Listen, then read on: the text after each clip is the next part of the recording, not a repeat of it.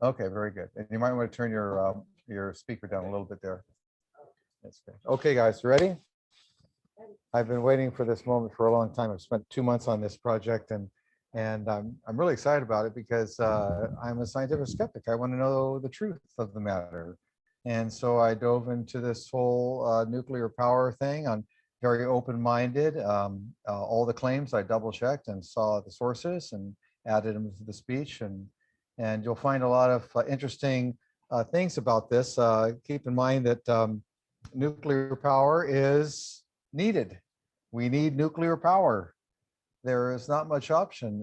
This is not part of the talk. I'm just doing kind of like an intro right now.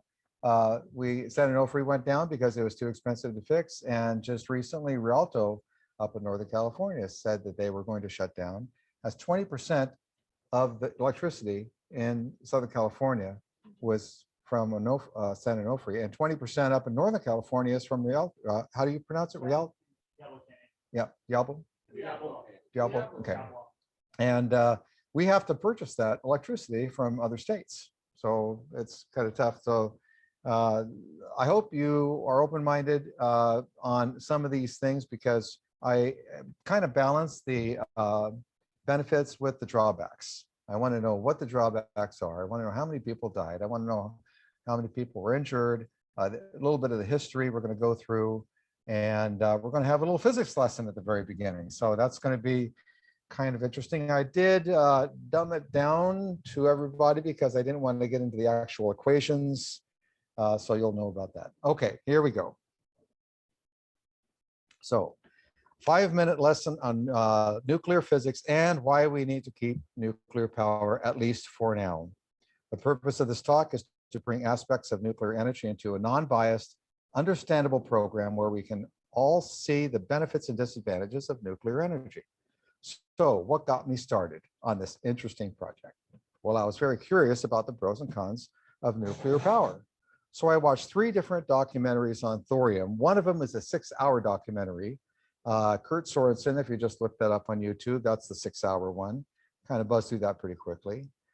He's a pro-thorium reactor advocate. In 2006, Soren started energyfromthorium.com to make information available about this new technology. Actually, it isn't new.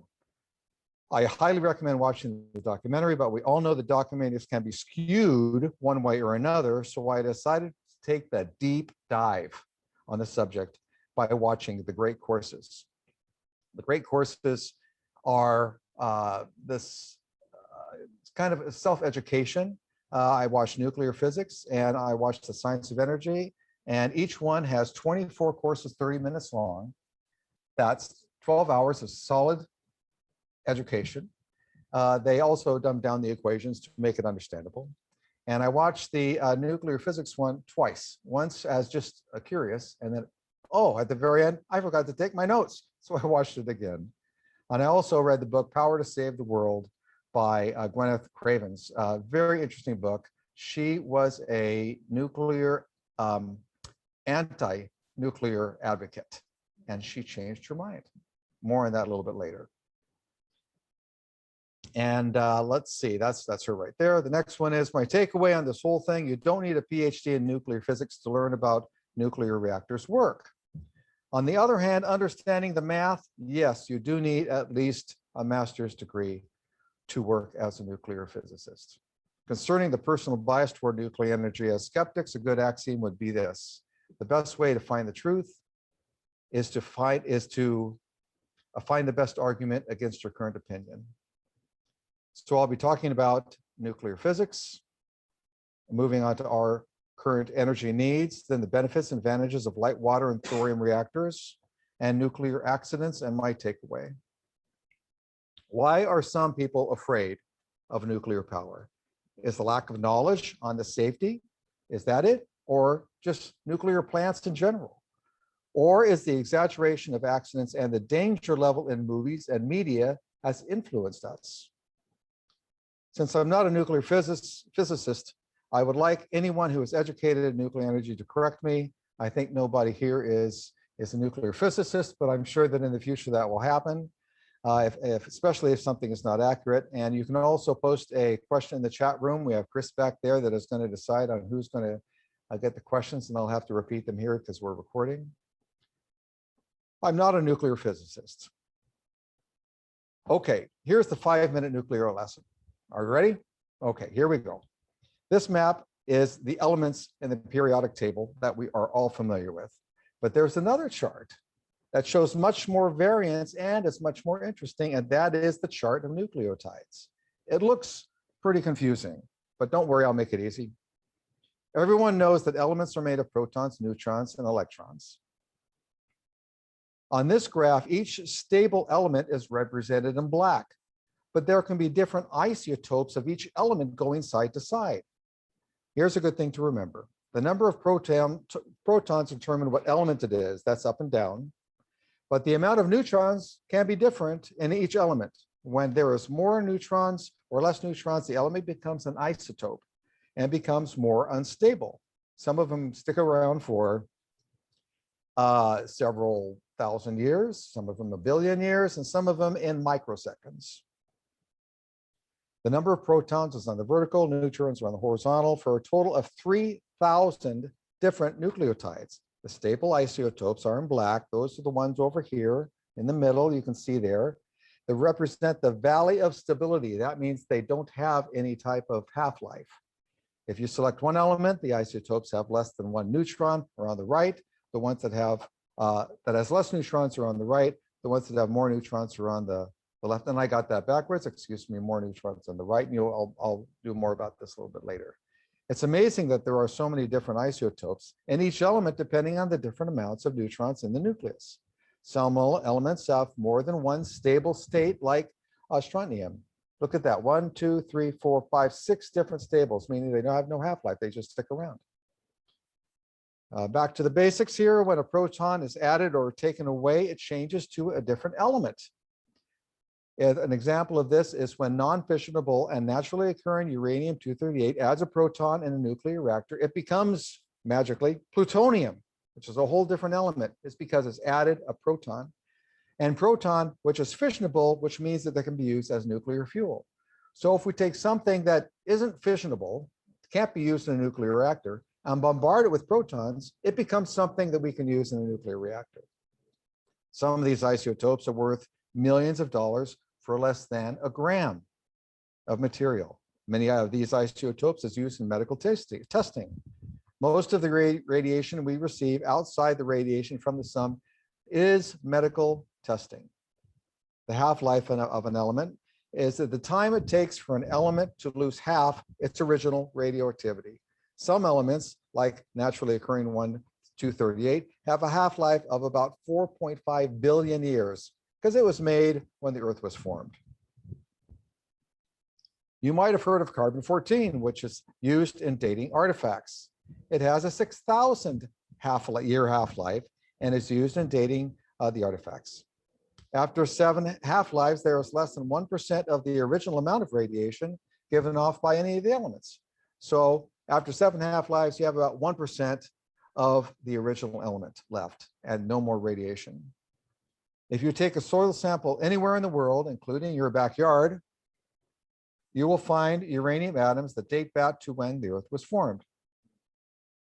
Most people don't know that naturally occurring radiation is everywhere: the sun, planets, soil, and even in us. This is an example of a uranium atom becoming a thorium atom. That's what we're going to be talking about today. If an atom's nucleus is the size of a tennis ball, the electrons are about 5 miles away. So each atom is mostly empty space.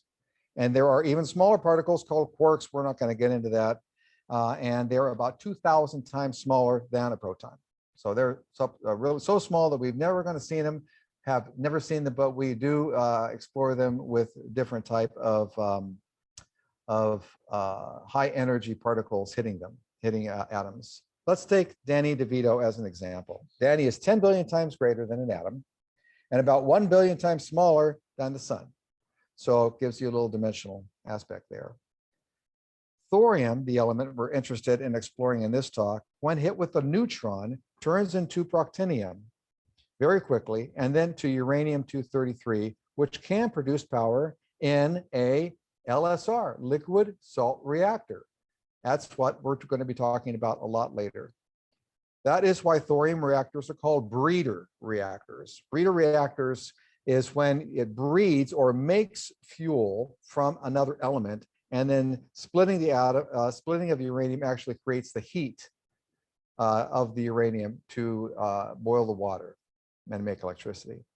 On a side note, the difference between a chemical reaction and a nuclear reaction is when a chemical reaction happens, atoms share or lose electrons. An example is when we see fire or hydrogen and oxygen combine to make water. When a nucleus changes the number of protons or neutrons, that's called a nuclear reaction. All these little tidbits are kind of interesting. Okay, the physics lesson is over. That was it. I hope you're educated now. Let's move on to our current state of using power, then to the central topic of this talk, thorium reactors. I can't ask a question now, but you can later.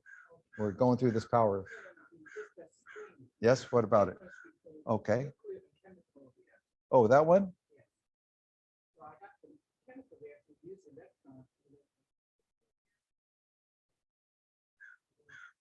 It gains or loses a proton or neutron. That's right.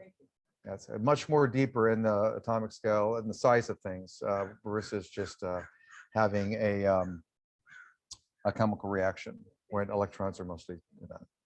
Okay, let's take a look at our current state. Currently, there are 440 nuclear reactors in the world online. They generate 11% of the world's electricity. There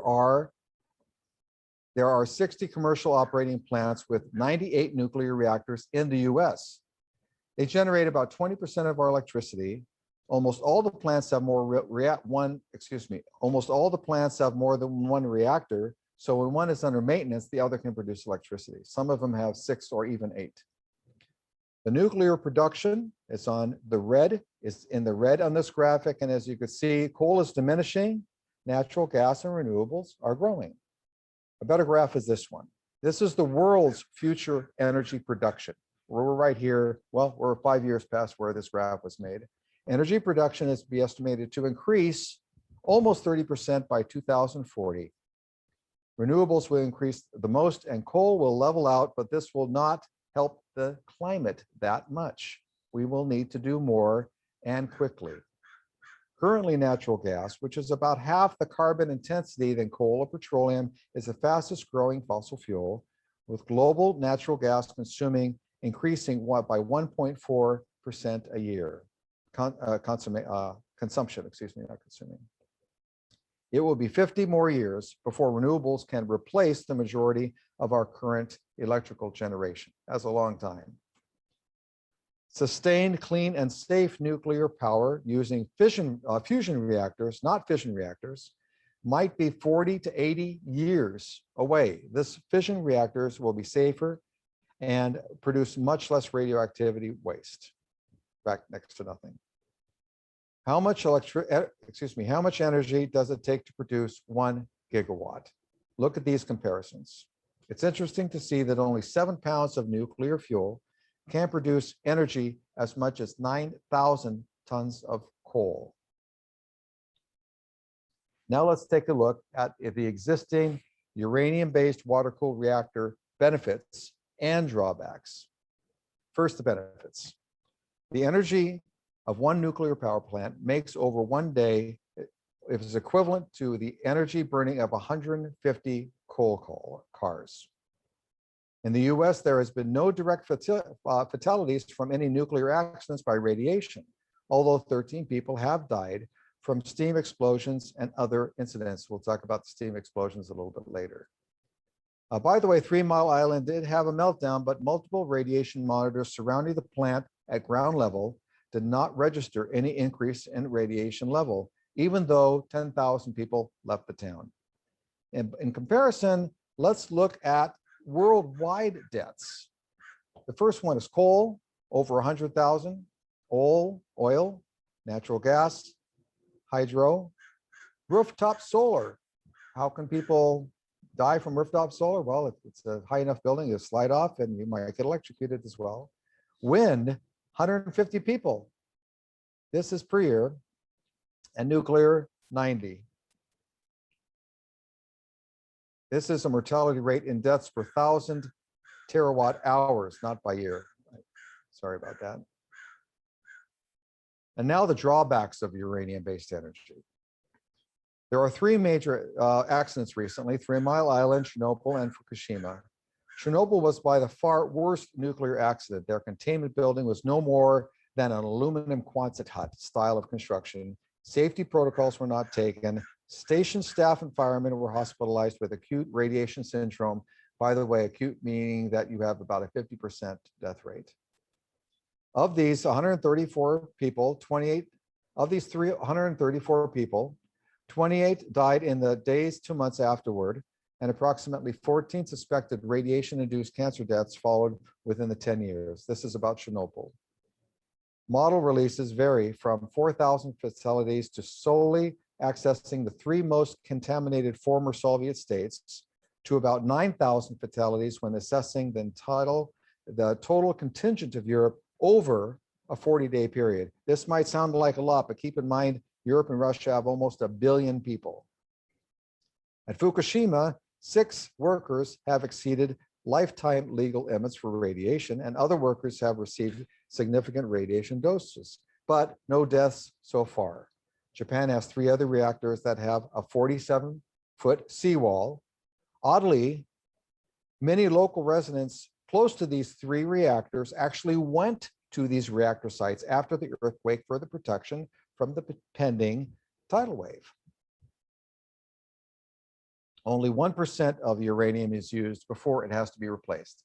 When I first saw this graphic, I was really surprised. So if you have 1 ton of enriched uranium, after the fuel is used, you will have about 1 ton of uranium waste. This is an important one. Uranium reactors use water to cool fuel rods, but to keep the water from boiling, the atmospheric pressure inside the reactor vessel is 70 to 80 times sea level pressure, otherwise known as atmospheric pressure. So 70 to 80 times that atmospheric pressure that we have on us right now. This is a huge disadvantage compared to thorium reactors, because when there is any leak in the uranium reactor vessel, the radioactive steam will escape, lowering the air pressure, allowing the water in the core to boil.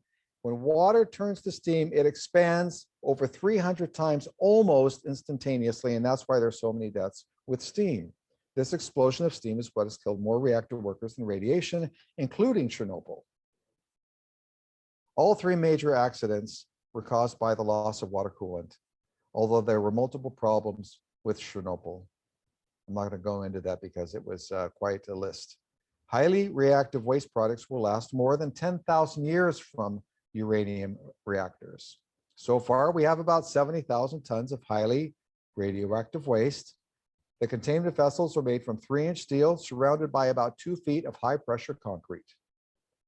Since the state of Nevada has changed their mind about storing waste in the safest place possible, Yucca Mountain, all commercial waste is stored at each reactor site, excluding the military, which has 1 national site. The containment vessels are rated to contain the waste for about 500 to 1,000 years, the current vessels. Even though this is a fraction of the time that waste will be dangerous, we'll have a lot of time to think about new solutions for this problem, including using the spent fuel as fuel for 4th generation reactors. Most reactors today are considered 2nd generation. Those being built after 2015 are considered 3rd generation, and the proposed liquid salt reactors and other type of reactors are considered 4th generation. Before I presented this talk, I was asked about the radiation exposure of submarines. So I did a little bit of research. You can see that our naval servicemen are receiving much less radiation than previous decades. That's a good thing. Okay, we're done with uranium reactors. How's everybody doing? Okay, not bored, I hope. A lot of information, I know. Now to the meat of this presentation, let's take a look at thorium benefits. There are several reactors proposed, but we will be talking about the SLR, or liquid salt reactor. As you might guess, salt is heated up to turn into liquid. Fuel is added to it, radioactive fuel, and that starts the generation of the reactor. The fourth generation reactors will probably be thorium reactors using liquid salt. In these reactors, fuel is not cast into pellets, but rather is dissolved into a vat of liquid salt at high temperatures. The chain reaction heats the salt, which naturally convects through a heat exchanger to bring out to heat out to a turbine to make electricity, very much like the uranium-based reactors. Online chemical, say again? That's correct. Water is heated. And there's a couple different things here. I'm going to move on. Online chemical processing removes what is called fission product neutron poisons. That's a big one that I'm not going to get into. And allows online refueling, which means since it's in a big container, if you need more fuel, you just add it to the fuel. There's no pressurized water. There's no pressurized container. You can open up the cap, put some more fuel in, put the cap back on it goes. You can be used for 24/7 for many years. Some say 20 to 30 years, more on that later. Thorium itself is not fissionable. It is not the fuel. But again, it's fertile, which means that it could turn into fuel by transmuting into uranium-233, which is fissionable. This is what's called thorium-uranium fuel cycle. Here's how it works. When thorium-232 absorbs a neutron, it becomes thorium-233, which is unstable and decays into protonium-233 very quickly, and then into uranium-233, which is fissionable. So it goes over a period of about 27 days before the reactor actually produces any type of uranium. Thorium is 4 times as plentiful as uranium and is located on every continent on Earth, eliminating the opportunity for any one country to monopolize it. Thorium is also the waste product of uranium enrichment. So we have an abundance of thorium at our immediate disposal. A bit of history here. Why wasn't thorium reactors considered during the beginnings of nuclear power testing? Well, they were. Oak Ridge National Laboratory was the place where reactor technology was tested for all types of reactors, including the SLR, from 1958 to the late 60s. The first molten salt reactor was tested in the late 60s. It was a 7.4 megawatt test unit. It was smaller and lighter than the uranium-based reactors. And this molten salt reactor experiment operated for more than 13,000 hours in its 4-year run to the mid and late 1960s, producing over 10 megawatts all that time. Small for the megawatts or the gigawatts that are happening from the current uranium reactors. What was being considered for nuclear power bomber? Oh, it was being considered by a nuclear powered bomber that was never built because it was going to be too heavy. Okay, enough history. Back to liquid salt reactors. Liquid salt reactors are inherently safer. They will automatically power down if all electrical systems, including battery backup, hence Fukushima, and on-site generators are unable to operate. And since it operates at 1 atmosphere, additional thorium can be added without shutting down the reactor. As mentioned already, LSRs also burns uranium waste, and legacy plutonium stockpile safely. This is a big deal since we do not have a plan right now except for storage on our current nuclear waste. The LSR uses 99% of the fuel compared to only 1% of uranium reactors. Big deal. As an example, 1 ton of thorium can produce as much energy as 200 tons of uranium or 3.5 million tons of coal. Thorium nuclear waste only stays radioactive for 500 years, not 10,000. LSRs operate at atmospheric pressure, mentioned this before, with no need for water cooling, which means that it could not explode. Another big deal. Pressurized water in uranium reactors is the main cause of uranium power-based accidents, power plant accidents, as I mentioned. Most importantly, meltdowns are not possible with thorium reactors because the reaction is not self-sustaining. More on this later. The reactors are less expensive to build and smaller than their uranium cousins. They do not require a thick containment vessel because they do not use pressurized water as a coolant. Reactors can be made portable with critical components easily swapped out when necessary. Liquid salt reactors have a high negative temperature coefficient. You know what that means, Chris? Oh, okay. I'll tell you, which means that the higher the temperature is in the reactor, the more the fuel atoms start to move away from each other, reducing the amount of nuclear interactions, basically splitting. Automatically lowering the temperature of the reactors. This is an extra safety measure which is inherent in SLRs. At Oak Ridge National Laboratory, the electricity, including battery backup and generators, were removed and the LSR was purposely turned off. The temperature inside the reactor initially rose, as you see in the graph, then cooled without any intervention, exactly what the engineers predicted. They had 40 newspaper men, not women at the time, because obviously all the news reporters were men, inside the control room taking pictures, and you can see this on Sorium's 6-hour documentary. Another safety measure, this is the oddest thing I've seen, but it seemed to work, and they tested this as well. There is a freeze plug at the bottom of the reactor that automatically melts if the reactor gets too hot. The liquid salt naturally flows into a container, cools off as it expands, and no more reaction. And they tested this as well. So leaks, liquid salt cools and becomes a solid, automatically sealing the vessel. I saw this on the documentary. I did not have a picture, but they actually cracked the vessel as a test. And then some thorium, not the thorium, but the liquid salt started coming out, oozing out, kind of like a goo, and immediately solidified because the temperature was room temperature versus 1600 degrees inside the vessel. If there's a leak or break in the container vessel, the liquid salt cools and becomes a solid. Thorium reactors can be used for space exploration at considerable savings due to the low weight of the reactor. Just imagine if we sent the SLR to Mars and made all the liquid fuel necessary for a return trip. Thorium can also be mined on Mars and the moon by robots.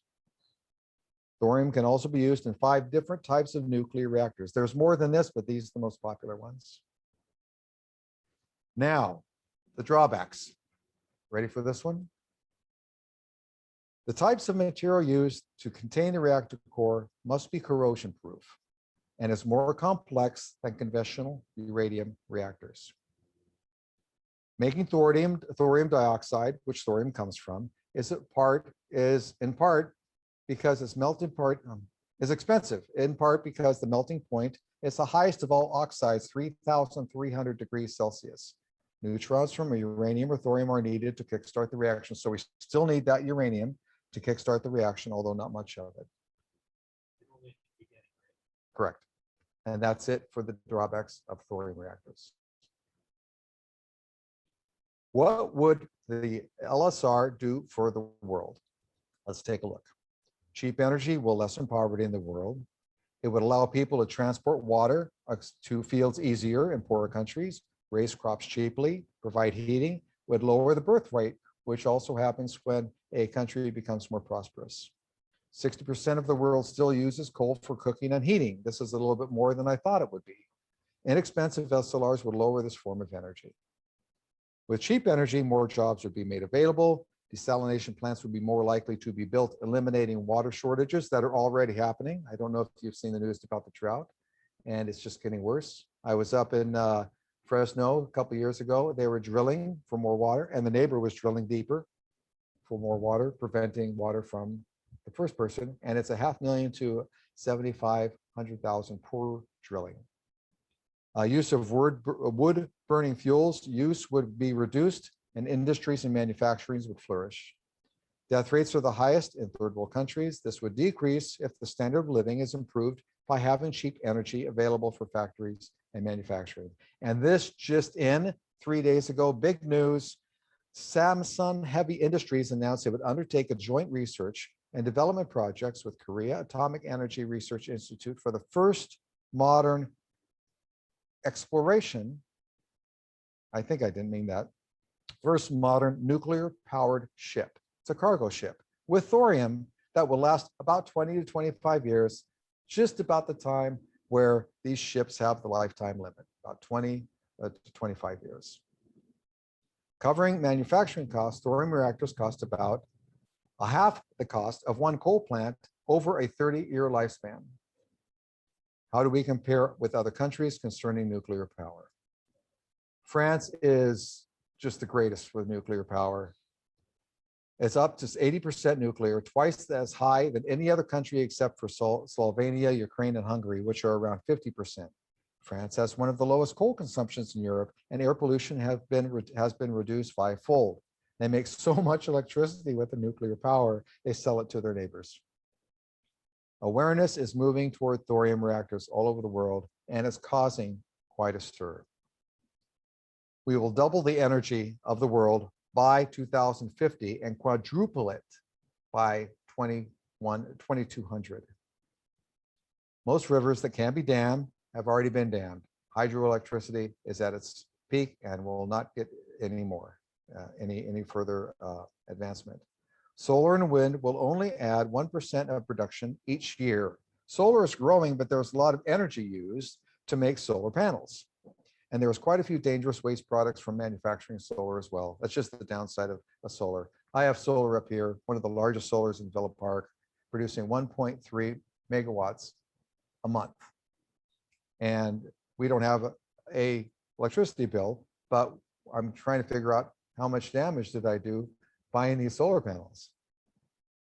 Fusion might be in the far future. Some people think that it might not ever happen. Remember, fusion is the clean energy with hydrogen. It's just extremely complex. Most of the world use coal for energy, a lot more than I thought of. There are many things the everyman can do, by the way. Does anyone here know the most efficient way to travel from walking to space flight? Walking, bicycling, cars, bus, trains. Anybody have a guess? Bicycling. Bicycling is the most efficient. It's interesting to note about airplane travel as well. I can answer a little bit more questions about that because you actually use less energy than in bicycling, but you gain it very quickly because you're going 3 miles a minute. 2 miles a minute? 2 miles a minute. Is that right? 10 miles a minute? 600 miles an hour. 10 miles a minute. Yeah, so it's really cheap, but you have a lot of hours on there, a lot of hours. Hour energy. I'm trying to think of the right word. What can we do now? I'm sorry, others items of interest. Most people are afraid of cancer from radiation, even though there is natural radiation happening all around us, all the while ignoring the many other things that can give us cancer. By the way, this is kind of an odd thing. I saw a documentary and they showed the radiation level at Chernobyl, about 2 miles away from the reactor in the city of Chernobyl, and it was half New York. That's just kind of interesting. How much does it run? How much does it cost to run 100-watt light bulb for a year? Any guesses? $5, $50, $200, $136. One light bulb for 1 year. I highly recommend this book. Say again? Oh, no, that's just incandescent, one light bulb. Yeah, LEDs are almost 5 to 8% of what luminescent is, incandescent is. I highly recommend this book. Also the book Thorium Energy Cheaper Than Coal. Now, how can we achieve net zero emissions by 2050? Establish non-zero standards for new buildings. Begin to use nuclear reactors that are based on thorium. Set zero emission standards for all new car models. Ensure that 100% of electricity is zero emission. By 2040, enact zero emissions for all transportation sectors. Reduce and reuse 85% of wasted methane. Methane is 20 times more dangerous than carbon dioxide for our atmosphere. Aim for a full green economy. This can be done. Our global community can solve this. We must solve it. We need to inspire, educate, and promote all forms of energy for future generations. Thank you. All right, that was it. Questions? But first I'm going to see, are there any chat questions? Not yet. Okay, not yet. Okay. If anyone in the chat wants to, Yeah. So yeah, go for it. chime in your chat and Chris will relay your chat message question. Liquid salt versus a traditional uranium reactor. Correct me if I'm wrong, the traditional uranium reactor is 238, uranium 238, 238 from 238, they can go to 233, or also I think there's another uranium, I think it's 232, I'm not sure. There's several different types of radioactive uranium that can be used for fuel. So the reason why I ask is I'm trying to understand, really trying to understand why they select this early on in the 60s to go full production with that. And my question really centers around the energy release in the fission reaction of 238 versus the 233 that you end up with in this LSR reactor. So is there much less energy density of your starting material? So for example, you said if you have 1 ton, right, you're going to go down, you're only going to use 1% of it in the traditional reactor. But what's the energy release of that 1 ton versus 1 ton?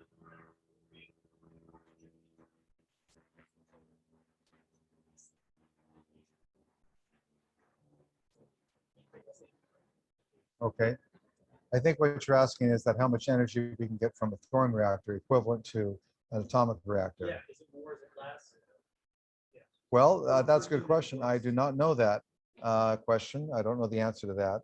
But I do know that the waste is 99% on uranium reactors and the opposite on a thorium reactor. But if the uranium reactor was 99 times, 100 times more energy released, per unit of energy would be equivalent. Yeah, well, you're looking at tens of gigawatts for uranium reactors.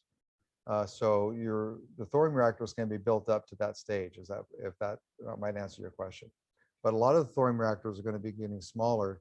In fact, they're proposing that you can fit it in right 1 train boxcar, transport it anywhere you'd like. In fact, you could transport it in on ships anywhere into the world. And that will last for 20 to 30 years, the energy of that. It's just incredible, the possibilities of this. Directly then, do you know why, even though they tested these LSR units, Why didn't they do it? Mr. Rickover. Mr. Rickover was in charge of the nuclear power. Well, essentially for it turns out all of the rest of the world, because once we got nuclear power on our subs, everybody else wanted nuclear power. And he was the one who knew about thorium, but there was a rumor that I quenched my opinion on it because it wasn't true, that Rickover wanted to get more uranium because uranium can produce enriching uranium can include yes bombs and also plutonium, because plutonium is a side product of uranium. So you can do that, but I was the research that I did said no, that's not the reason for it. But I wish that he would have, because just imagine if all the reactors were thorium now, we wouldn't have the waste that we would have. And it was tested. In fact, it was tested numerous times with different types of reactors using the equivalent of a liquid salt reactor. All the testing that they did. And, I really would like to, I wish I would have gotten into physics when I was a teenager, because I would love to work at some of these plants. They have crews that goes around the entire world, and all they do, their crew, their job is to replace fuel in uranium reactors, takes about 2 to 3 months. And there's a group of about 4,000 people in different areas, and about 200 to 300 people for one maintenance job. And that's all they do. If you can imagine working with all that radioactive material, in very close quarters, of course, and all protected. And these guys know what they're doing. So that's why they have more than 2 nuclear power plants. And even in Fukushima, they had a meltdown, and they didn't have a radiation explosion. They had a steam explosion, that big poof that went up. The containment building held, and all 3 reactors. The 4th one, I think might be still producing electricity, but now they're having a problem with the groundwater.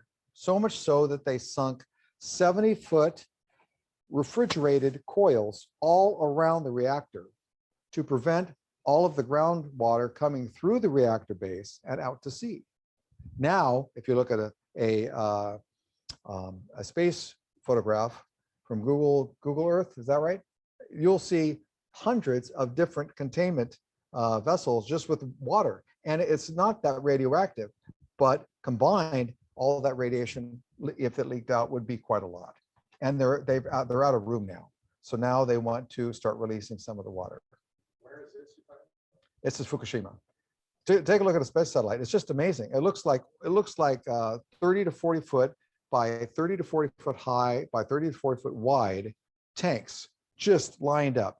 And they make 200,000 gallons. They take out 200,000 gallons from this area that is right under the reactor, including that is encased in this freeze zone. Water still is coming in, and that happens every 2 days.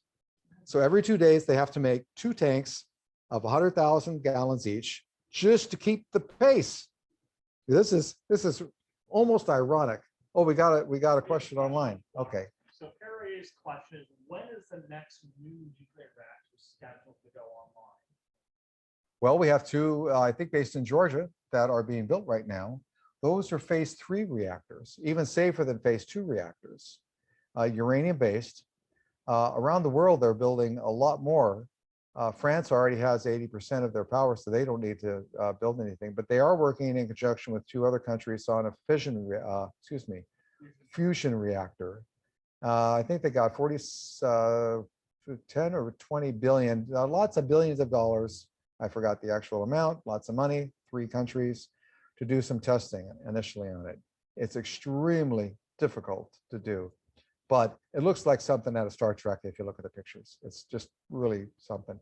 You're taking a look at something that is going down to near absolute zero to contain it, and then the temperature of a star, 2 million degrees Fahrenheit, on this little tiny pencil-sized thing that moves around. This energy in this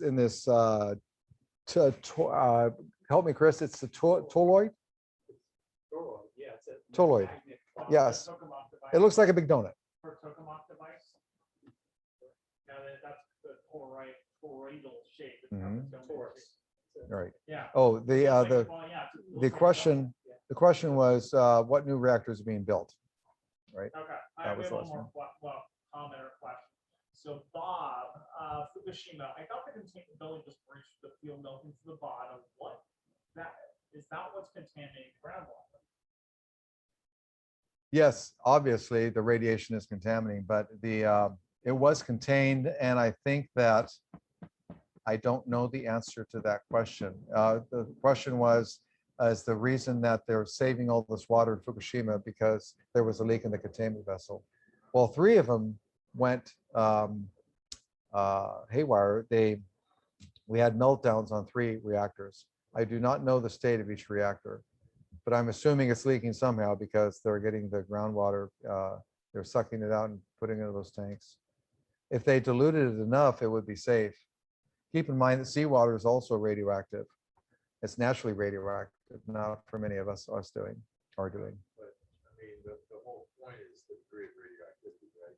And Mhm. so my understanding, first of all, great job on research. Oh, Dave says I did a great job, everyone. So Yeah, no, I mean, it's a clearly really complicated. Yes, topic. that's right. It's awesome that you dug in. and I'm very happy to agree that I don't know everything. But Not I even know close. it's really complicated. And one thing I know on the Fukushima, Kate Brown is somebody who's written a lot about Fukushima. Mhm. We're looking at it. One of her books says that most of the damage has come after the fact from it's not Fukushima. She's writing on Chernobyl. Mhm. So she wrote on Chernobyl and groundwater effect, and that what happened is that from the cows, and all that with the groundwater and the milk and, all. You're the talking about residents Chernobyl, and yes. so forth got a lot of cancer as a result of this radiation contamination Mhm. in the groundwater. And then her main point was that in the fields, because they've sort of abandoned the area, but they have allowed blueberries to grow. And that these blueberries, they measure the radiation amounts in these blueberries that get exported out. Oh, And, really? The yeah, blueberries from Chernobyl area gets and- exported. and- That's and- unusual. and There's often, when they measure them by the barrel, and when you break it down, you might have some that are highly, contaminated, but in aggregate, then it passes the test. So that's been her point, and so to be careful on it. So I think it's hard to know exactly, what the damage has been on these accidents, Mhm. for sure. And I've heard, wide variations. I also, Minimal number of deaths versus high amounts of cancer. That's that right. happen. And by the way, that's the same at our plant up in the valley here. One, up in- Diablo? No, the one that had the big leak back in, I think, the 60s. And there were at least, 300 lawsuits. Mhm. to the Oh, you're power talking company. about with, Santa Teresa? No, it was a chemical leak, correct? no, it was radiation. Mhm. It was radiation, and there's a, so there were about 300 lawsuits that were all settled with non-disclosures Mhm. and all of that. I talked to somebody who's doing a film on this Mhm. because his entire family, he got You know, his entire family. your concern about deaths and cancers Right. is a valid one. Right. But if you take coal and natural gas, you're talking about 1,000 time difference between deaths and cancers and all these things, Right. So That if you weigh the scales, if you weigh the scales, I have a fly that loves me over here. I don't know what he's doing here. If you weigh the scales, nuclear is still really low. There's all these sad stories about people being radiated, and I think that now the governments, well, our government at least, is very, very aware of any type of radiation leak, and I think more aware now than of any time, because I know that the press, if the press gets a hold of it and our government is not taking care of it, or at least taking a look at it, finding out the truth of the matter. We're all, I feel for the people that are being raided upon, but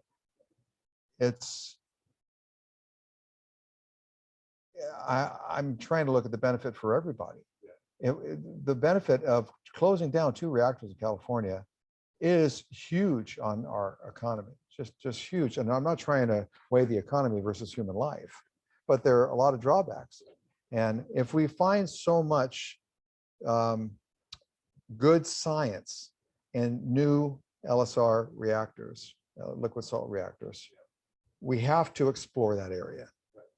There might be something in the future that's, oh, we forgot about this, or, something that happened. Right now, it's a corrosiveness that is the big deal.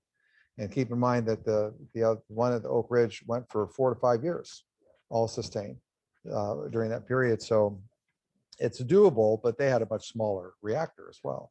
Your graph that you showed on deaths, that was normalized by electric output. Yes, the deaths on it was normalized by, let's see if I bring that one up.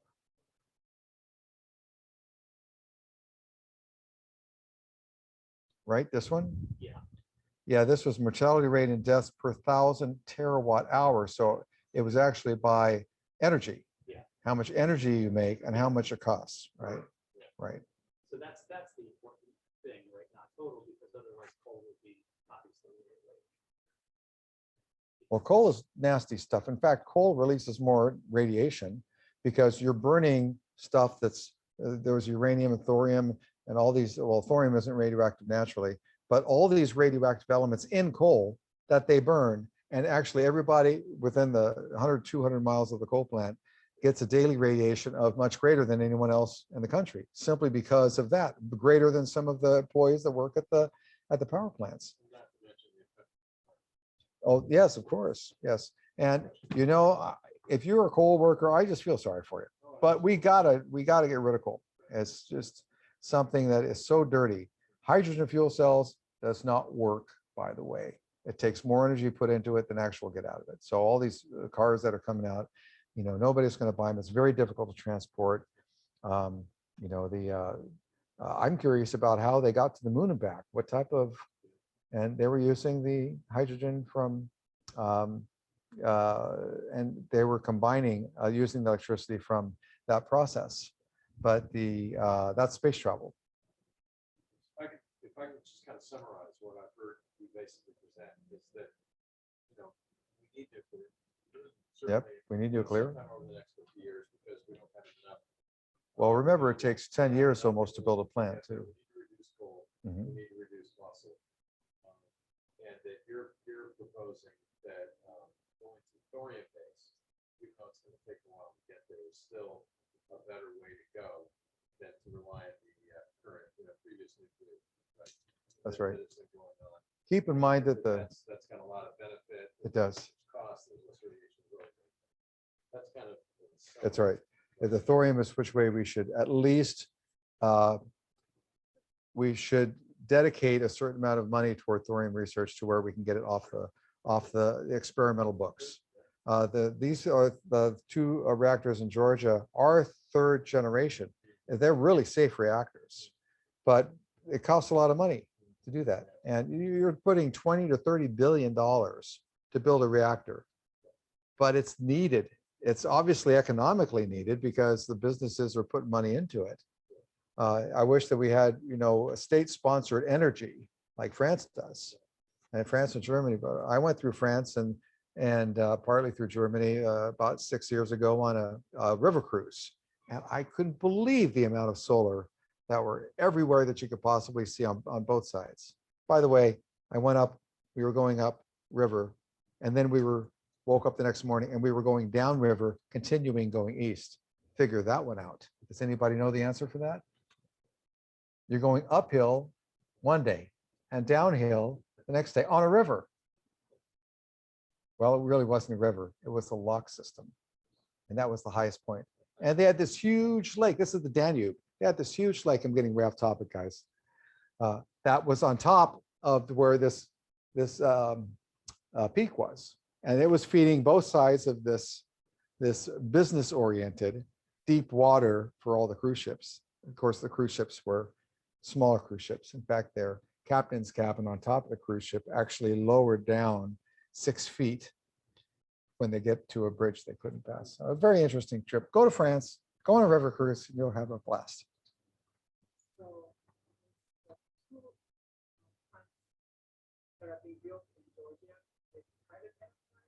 Oh yeah, it's well, not private. It's companies. It's industry. That's right.